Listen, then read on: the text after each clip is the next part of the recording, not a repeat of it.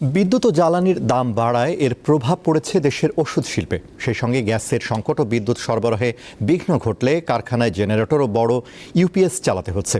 এতে উৎপাদন ব্যয় আরও বাড়ছে। সকালে রাজধানীতে এক মত বিনিময় সভায় বাংলাদেশ ঔষধ শিল্প সমিতির নেতারা এসব কথা বলেন। উৎপাদন খরচ সমন্বয় করতে শেষ পর্যন্ত ওষুধের দাম বাড়ানোর প্রয়োজন হতে পারে বলেও জানান তারা।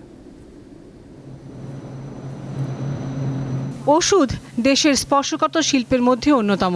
কাঁচামাল থেকে উৎপাদন এবং ভোক্তার কাছে পৌঁছানো পর্যন্ত বিভিন্ন ধাপে এর গুণগত মান নিয়ন্ত্রণ বাধ্যতামূলক। ঘরের চাহিদা মিটিয়ে এখন বিভিন্ন দেশে যাচ্ছে বাংলাদেশের ওষুধ। সম্প্রতি কাঁচামাল আমদানি, ডলারের মূল্য বৃদ্ধি এবং সেই সঙ্গে যুক্ত হওয়া জ্বালানি সংকট এই শিল্পকে ক্ষতিগ্রস্ত করছে।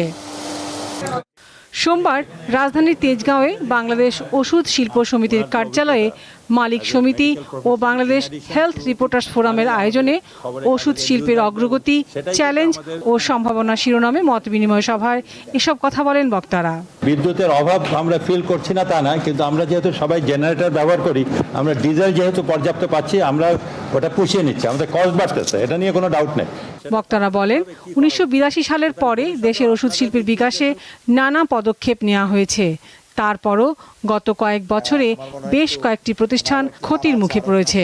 গত 3 বছরে আমাদের ফার্মাসিউটিক্যাল ইন্ডাস্ট্রি গ্রো করে নাই, কিন্তু আমাদের ইনফ্লেশন হয়েছে, আমাদের ডলারের এক্সচেঞ্জ রেটের চেঞ্জ হয়েছে, মানুষের জীবনযাত্রা ব্যয় বেড়েছে, কিন্তু সেই তুলনায় ওষুধের কোনো ডেভেলপমেন্ট হয় নাই।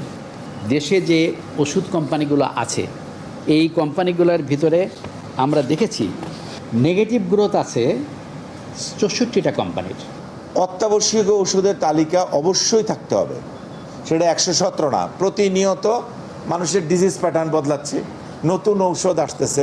সরকার কিন্তু তার সিস্টেমের ভিতর দিয়েই ইডিসিআর এসেনশিয়াল ড্রাগস যে কোম্পানি বানায়, সেটা যেহেতু জনগণকে দিতে হবে বিনামূল্যে, সেই জন্য ওনারা বানানোর ব্যবস্থা করে রাখছে। এখন সেই তালিকাটা তৈরি করে তুমি ইডিসিআর এর মাধ্যমে বানায়া তুমি জনগণকে দাও, আমাদের তো কোনো আপত্তি নাই। দেশের ওষুধ শিল্প যাতে কোনোভাবেই আমদানি নির্ভর না হয়ে পড়ে, সেদিকে সংশ্লিষ্টদের খেয়াল রাখার আহ্বান জানান বক্তারা। এসেনশিয়াল ড্রাগ লিস্ট বলে আমরা যদি সেটাকে প্রাইস কন্ট্রোলের আওতায় নিয়ে আসার চেষ্টা করি, তখনই কিন্তু এই বৈকটত্ব চলে আসে। লাবণী গুহ, দীপ্ত সংবাদ, ঢাকা।